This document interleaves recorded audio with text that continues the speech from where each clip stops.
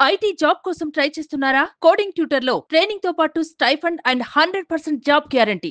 4 ఏళ్ళే సార్ అమ్మాయికి పెళ్ళయి. ఆ. 4 ఏళ్లలోనే బిడ్డలు, కష్టాలు. అంటే కొంచెం ఉన్న ఊపిరి ఉంది. ఏమన్నా ఆస్తో తీసుకుపోతే చనిపోయింది. తెలిసి తెలియని ఏజ్లో ప్రేమించి బయటికి వెళ్ళి పెళ్లి చేసుకోవడం వల్ల ప్రమాదం ఇదంతా విపత్తు. పాపే లేదు. అనాథలుగా మారినటువంటి చిన్నపిల్లల కథ ఇది. ఇలాంటి పసి బిడ్డలకు ఎవరైనా విద్యను అందించేటువంటి బాధ్యతలు లేకుంటే వారిని చూసుకోవడానికి ఎలాంటి దాతలు ఉంటే, స్వచ్ఛంద సంస్థలు ఉంటే, వీరికి హెల్ప్ చేయాలనుకుంటే స్క్రీన్ పైన స్క్రోల్ అవుతున్నటువంటి వారి యొక్క గూగుల్ పే, ఫోన్పే నెంబర్స్కి డొనేట్ చేయొచ్చు. నమస్తే, వెల్కమ్ టు సుమన్ టీవీ. నేను మీ సాయి. విధి వంచిందో కాలం కాటేసిందో తెలియదు కానీ కన్న బిడ్డను తల్లిదండ్రులకు దూరం చేసిన కథ ఇది. ఇద్దరు పసిమొగ్గలను అనాథలుగా చేసినటువంటి కథ ఇది.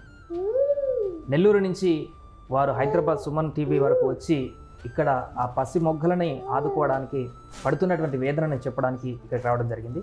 వారితో మాట్లాడదాం. అసలు ఏంటి కథ, ఏం జరిగింది అనేటువంటి పూర్తి వివరాల గురించి. నమస్తే అండి ఇద్దరికి.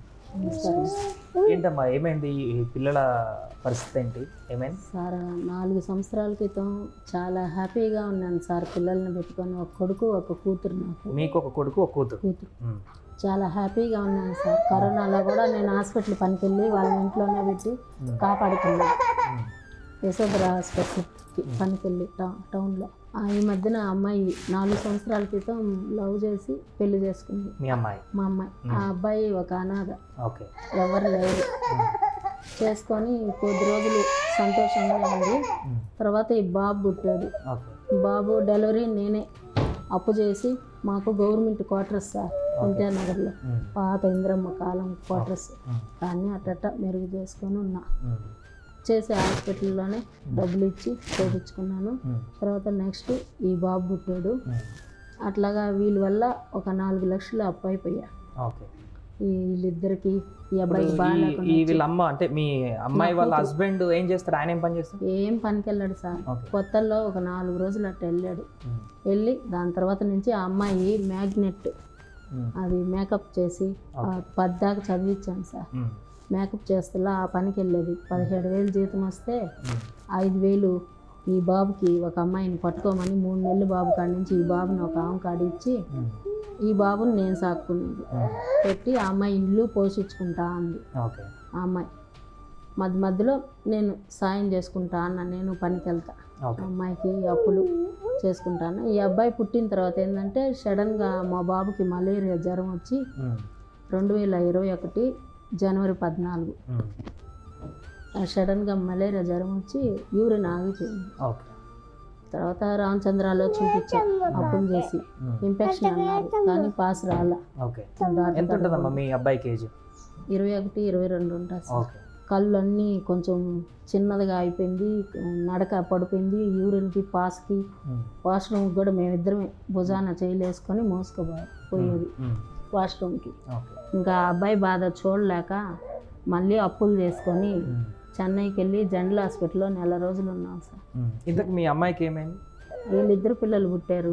ఆ అబ్బాయి పనికి వెళ్ళాడు.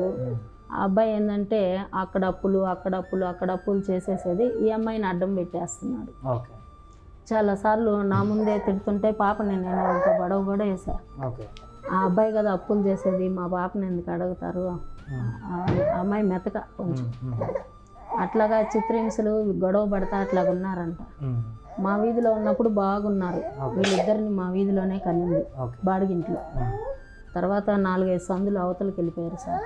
అక్కడ ఏందో నైట్ ఒకటే గొడవలు అంట, మాకైతే తెలియదు. పనికి వెళ్తా ఈ అబ్బాయిని, అప్పటికి వాళ్ళ ఆర్థిక సమస్యలు అని చెప్పి ఈ అబ్బాయిని కష్టమో ఇష్టం ఇన్ని అప్పులు అయిపోయినా సరే ఈ అబ్బాయిని 3వ నెల నుంచి నేనే చూసుకుంటున్నాను. ఒక బాబునే అమ్మాయి చూసుకునేది. అప్పటి నుంచి ఈ అబ్బాయిని బాగా, అందుకని కొంచెం అలవాటు అబ్బాయి చూసుకుంటుంటే సడన్గా ఆగస్టు 15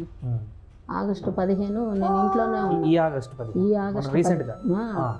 ఆగస్టు 15 నేను ఇంటి పనికి వెళ్తా, ఆమె లేదు, కోవూరుకి వెళ్ళిపోయింది డెలివరీ అయ్యి.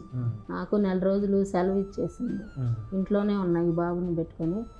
ఆమె ఈ బాబుని ఇచ్చి పంపించింది సార్ 10:30కి. నాకు లాస్ట్ సారి నాకు ఫోన్ చేసింది, నేనేమంటే ఈ బాబుని తీసుకొని రోడ్లోకి వెళ్ళిపోయినా అంగడికి. ఫోన్ చేసింది 10:30కి, నేను 11కి వెళ్ళా. ఇంట్లో పెట్టేస్తున్నా కీబోర్డ్ ఫోన్. ఆమెను వెళ్ళి వెంటనే చేసా 11కి. ఏంది సురేఖ ఫోన్ చేసింది అని చేస్తే ఫోన్ ఎత్తలా. అంతే 11:10 కల్లా వాళ్ళ ఇళ్ళ కాడ ఒక అమ్మాయి పరిగెత్తుకుంటా వచ్చి సురేఖ అక్క ఊరేసుకుంది అని చెప్పేసింది సార్. ఇంకా పరిగెత్తుకుంటా వెళ్ళి ఇట్ట తట్టాను సార్. అని అంటే కొంచెం ఉన్న ఊపిరి ఉందేమన్నా ఆస్తో తీసుకుపోతే చనిపోయింది. హాస్పిటల్లో చనిపోయిందా? ఇంటికాడే చనిపోయిందంట. 15 నిమిషాలు అవుతుందంట. మాకైతే తెలియదు. బాబుని నా కాడికి ఇచ్చి పంపించింది, అలాగ చేసేసుకోండి.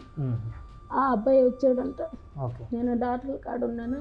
ఆ అబ్బాయి వచ్చి తట్టి లేపి చూశాడంట. ఇంకా చనిపోయిందని అర్థమైపోయి అక్కడే రామచంద్ర కాడే రైలు గేట్ ఉంది సార్, దాటాలి. అంటనే పోయి అక్కడ రైలు వస్తా అంటే అబ్బాయి పడు. ఆయన కూడా అబ్బాయి కూడా పడు. అమ్మాయి భర్త కూడా ఇద్దరు 15 నిమిషాల గ్యాప్. హాస్పిటల్ అట్ట చూడడం, అక్కడే పక్కనే రైలు గేట్ రామచంద్రకి ఆనుకొని ఉంటుంది. ఆ రైలు గేట్ కాడ పోయి పడిపోయాడు. ఆర్థిక పరిస్థితి బాగాలేదు సార్. బిడ్డలు అనాథలే. ఇప్పుడు మీరు ఆ అబ్బాయికి ఫ్యామిలీ బ్యాక్గ్రౌండ్ సరిగా లేదు, ఎవరు ఫ్యామిలీ కూడా లేదు, ఆర్థికంగా కూడా లేదు. అంటే పెళ్లి ఎట్లా చేసినారు? మీరు చేసినారా? వాళ్ళు వెళ్ళిపోయినారా? అమ్మాయి వెళ్ళిపోయింది సార్. బయటికి వెళ్ళిపోయారు సార్. తీసుకొని వచ్చాం. ఇంకా మా ఊరు పెద్ద మనుషులు ఏంటంటే ఒకసారి తీసుకొని వచ్చి భయం పెడతారు. అట్లాగా ఇంకా మళ్ళీ చేస్తా అంటది. ఎందుకు పరువు బాద్ది, చేసేసింది, ఇష్టపడింది కదా మంచిగా అని చెప్పేసి ఉంటారు అనగానే సరే అని చెప్పి చిన్న వయసు అని చెప్పి వేరే దగ్గర గుళ్ళో మా బంధువుల కాడ మాట్లాడి ఊరు కాడ గుళ్ళో బాగానే చేశా ఒక అమ్మాయి అని చెప్పి చేస్తున్నాను. కానీ మొత్తం ఖర్చు సార్ వీళ్ళకి చిన్న మా బాగలేకపోయినా సరే నేనే, ఈ అబ్బాయి బాగలేకపోయినా నేనే, అన్నీ ఇట్లాగా పెట్టి మామూలుగా హాస్పిటల్కి వెళ్తున్నాను సార్. ఈ అబ్బాయిని నా కాడ తీసుకున్న కాడ నుంచి ఇంట్లో పనికి వెళ్తాను సార్. మీరేం చేస్తారా? పెయింట్ పని చేస్తారు. ప్రాపర్టీస్ ఏమైనా ఉన్నాయా? మీ అబ్బాయి కూడా ఏం పని చేయలేడు పాప, ఆయన కూడా అనారోగ్య పని చేయలేదు సార్. జరిగేదే కష్టం ఉంది సార్. అట్టుంది సార్. అందువల్ల సార్ మిమ్మల్ని నమ్ముకొని వచ్చాను సార్. 4 ఏళ్ళే సార్ అమ్మాయికి పెళ్ళి అయ్యి. 4 ఏళ్లలోనే బిడ్డలు, కష్టాలు, సంతోషం అన్నీ ఇది చేసుకొని తెలిసి తెలియని ఏజ్ లో ప్రేమించి బయటికి వెళ్ళి పెళ్లి చేసుకోవడం వల్ల వచ్చినటువంటి ప్రమాదం ఇదంతా విపత్తు. అందువల్ల ఆ అమ్మాయి వల్ల ఈ అబ్బాయి వల్ల నేను 8 లక్షల దాకా అప్పులు అయిపోయాను సార్. కొడుకు సాక్ష్యంగా సార్ అయిపోయాను.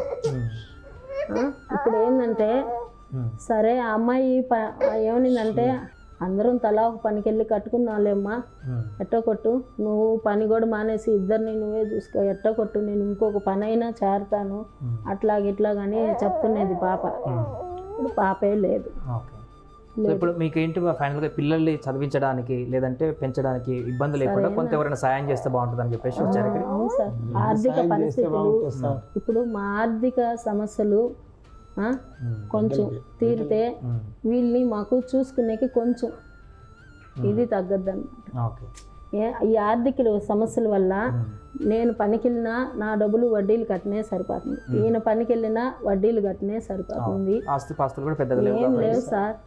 గవర్నమెంట్ క్వార్టర్స్ ఉంది సార్, గవర్నమెంట్ క్వార్టర్స్. దాన్నే ఆ పంపు గింపు వేయించుకొని చేసుకోండి. ఎక్కడండి మీరు ఉండేది? నెల్లూరులో ఎన్టీఆర్ నగర్ సార్. హైవే అమ్మడి. హైవే మీద 1 బిట్ ఆర్చీ బోర్డు 1 బిట్. అది పరిస్థితి సార్. సో ఇప్పుడు ఆ అబ్బాయి ఎవరైతే మీ అమ్మాయిని చేసుకున్న అబ్బాయి అన్నాడో వాళ్ళ తరపున ఎవరు లేరా? ఒక్కరు కూడా లేరా? అది వేరే వాళ్ళు. ఆమెకి 3 కూతుర్లు 1 కొడుకు సార్. ఆమె పండ్లో ఏందో అమ్ముకుంటది. ఆమెకి ఎవరో ఇచ్చేస్తే ఇట్లాగా సాకి ఇట్లాగా పెంచింది అనమాట. వాళ్ళ కొడుకు అంతా బాగా పనికి వెళ్తాడు, అన్నీ తీసిచ్చింది. 3 కూతుర్లకి పెళ్లిళ్ళు చేసింది. ఈ అబ్బాయిని మాత్రం ఇట్లా సోదాలాగా పెంచేసి. అంటే ఒరిజినల్ తల్లిదండ్రులు లేరు? చిన్నప్పుడు ఇచ్చేసి వెళ్ళిపోయారంట. ఆ అబ్బాయిని ఆమె సాకుందంట. కనీసం వీళ్ళు పుట్టినప్పుడు కూడా వచ్చి సద్రంగా చూసిందిలా. కనీసం 1 వారం కూడా వీళ్ళని తీసుకుపోయి పెట్టుకుందిలా. ఎప్పుడో నేనే చూసి. అబ్బాయికి ఎంత ఏజ్? ఈ అబ్బాయికి ఎంత ఏజ్? ఈ అబ్బాయికి 2 పూర్తయి 3 పెట్టుంది సార్. ఈ అబ్బాయికి సంవత్సరం సార్. పాలు తాగుతాడు సార్ వాళ్ళ అమ్మకాడ. పొద్దున పాలు ఇస్తుంది, నైట్ వచ్చి నైట్ అంతా పాలు వాళ్ళ అమ్మకాడే ఉంటాడు. ఈ అబ్బాయి కూడా పాలు తాగుతాడు. రైట్, అది పరిస్థితి. కన్న బిడ్డ ప్రేమించి పెళ్లి చేసుకొని బయటకు వెళ్ళినటువంటి తర్వాత సరే ఎలాగోలాగో వాళ్ళు కలిసి ఉంటారని చెప్పేసి మళ్ళీ తీసుకొచ్చి పెళ్లి చేస్తే ఆర్థిక ఇబ్బందులతోటి ఆ అమ్మాయిని చేసుకున్న అబ్బాయి కూడా సడన్గా నిమిషాల వ్యవధిలోనే సూసైడ్ చేసుకోవడంతో అనాథలుగా మారినటువంటి చిన్నపిల్లల కథ ఇది. ఒకవైపు సరే అమ్మమ్మ తాతయ్య వారు చూసుకుందామని చెప్పేసి అనుకున్నా కూడా వాళ్ళకు ఉన్నటువంటి కొడుకు పరిస్థితి కూడా, ఏజ్కి వచ్చినటువంటి కొడుకు పరిస్థితి కూడా తీవ్రమైనటువంటి అనారోగ్య పాలవడంతో ఆయనను చూసుకోవడానికి కూడా సరిపోవట్లేదు వాళ్ళ ఆర్థిక పరిస్థితి అంటూ కూడా చెప్తున్నారు. ఒకవైపు కొడుకు అనారోగ్య పాలై ఆయన బడ్డనుగా పడినటువంటి సందర్భంలో మనవాళ్ళు కూడా వాళ్ళని చూసుకోవడానికి కూడా కొంత ఆర్థికంగా ఇబ్బంది పడుతున్నామంటూ, అప్పుల పాలయ్యామంటూ ఆవేదన వ్యక్తం చేస్తున్నటువంటి పరిస్థితి.